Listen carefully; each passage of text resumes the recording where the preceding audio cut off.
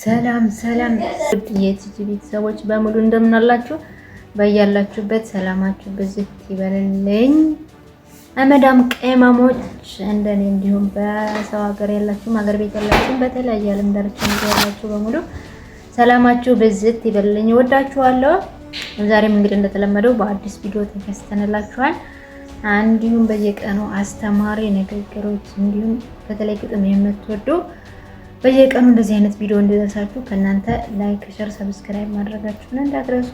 ባለፉት ቀናት ስለ ዲሲፕሊን፣ ስለ ብር አያያዝና ስለ ስራ ብዙ ተነጋግረናል። ግን ህይወታችን ሙሉ የሚሆነው ውስጣችን ሰላም የሚያገኘው መንፈሳችን ሲጠነክር ነው ብቻ ነው። ብዙ ጊዜ ማዳም ቤት ስንሆን በስራ ብዛት በድካምና በጭንቀት ምክንያት ከመንፈሳዊ ህይወታችን እንርቃለን።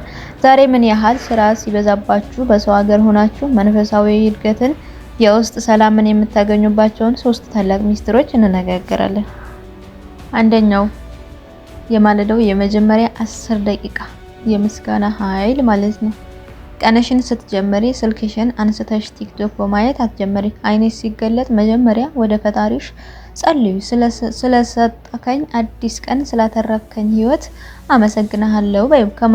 ከማንጎርጎርም ውስጥሽ ቀነስ አድርገሽ በምስጋና ስትጀምሪ ፈጣሪ በስራሽ ላይ በረከትን፣ በልብሽ ላይ ደግሞ ትዕግስትን ይሰጥሻል። ሁለተኛ ስራን ወደ ጸሎት መቀየር ነው። ማዳም ቤት የምትሰሪውን ስራ እንደ ግዳጅ ወይም እንደ ስቃይ አትዩ። ልብስ ስታጥቢ፣ ቤት ስታጸጂ ወይም ምግብ ስትሰሪ በልብሽ መዝሙር እየዘመርሽ ወይም ፈጣሪሽን እያመሰገንሽ ስሪ።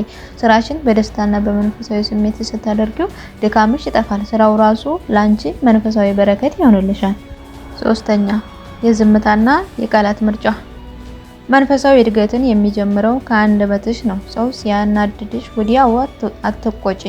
በሰው ወሬ ውስጥ አትግቢ። በትርፍ ሰዓትሽ ከሰው ወሬ ርቀሽ ለብቻሽ ሆነሽ መንፈሳዊ መጽሐፍትን አንብቢ ወይም የሚገነቡሽን አስተማሪ ነገሮችን ስሚ። ውስጥሽ በዝምታና በበጎ ሀሳቦች ሲሞላ መንፈስሽ ያድጋል፣ ይታደሳል፣ አዲስ ነገር ትማሪያለሽ።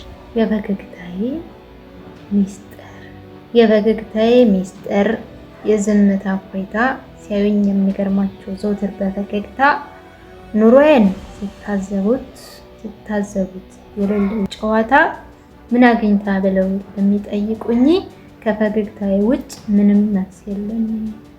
ከሳቄ በስተጀርባ ስላለው ሚስጥሬ ማለዳ ስነቃ ላይን ስፈነዳ ሚስጥሩ ረቂቅ ነው ለነሱ ያልታየ ለሰው ሲፈነዳ ለነሱ ያልታየ ለኛ ሲፈነዳ።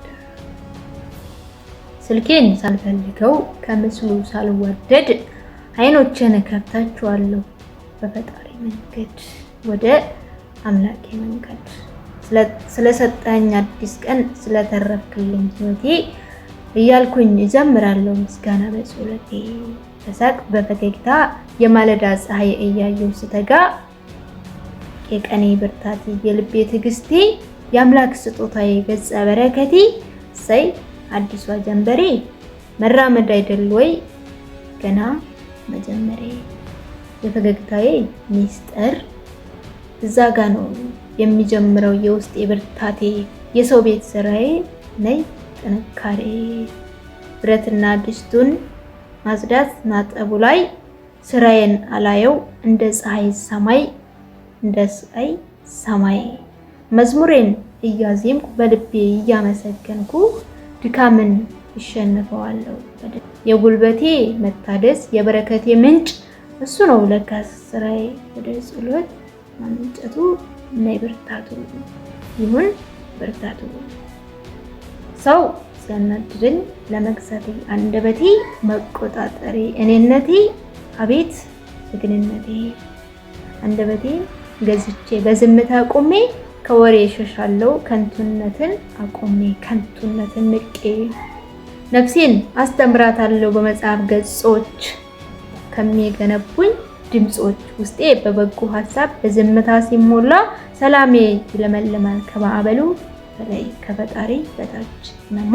ይህ ነው ሚስጥሬ የፊቴ ጸዳል ብርሃኑ። በምስጋና መኖር ስራ ነው ጸሎቱ። ማደግ ያጽናናል እኔ ግን በፈጣሪ እኖራለሁ ስመላለስ በሰላሙ ያግዘኛል። እሱ ነው። በርታቱ፣ ተራመዱ ወደፊት፣ አትህዩ ወደ ኋላ። በሉ እንግዲህ እንበርታ፣ አጠንክሩን ይሁንና ሁለንተና። ሌላኛውና የመጨረሻው ውድ ተከታታዮችን ብር ይኖረናል፣ ውበት ይኖረናል፣ ግን ፈጣሪ በውስጣችን ከሌለ ሁልጊዜ ባዶነት ይሰማናል። ዛሬ አንድ ፈተና ልስጣችሁ። ነገ ጠዋት ስትነሱ መጀመሪያ የምታደርጉት ጸሎትና ምስጋና ይሁን። እስቲ ዛሬ ኮሜንት ላይ መንፈሴን አሳድጋለሁ ብላችሁ ጻፉልኝ። ይህንን ስትጽፉ ለውስጣችሁ ማንነታችሁ ትኩረት ለመስጠት ቃል እየገባችሁ ነው። ነገ ደግሞ በሌላ ድንቅ ርዕስ እንገናኛለን። ሰላም ይቆየን፣ ያበርታን።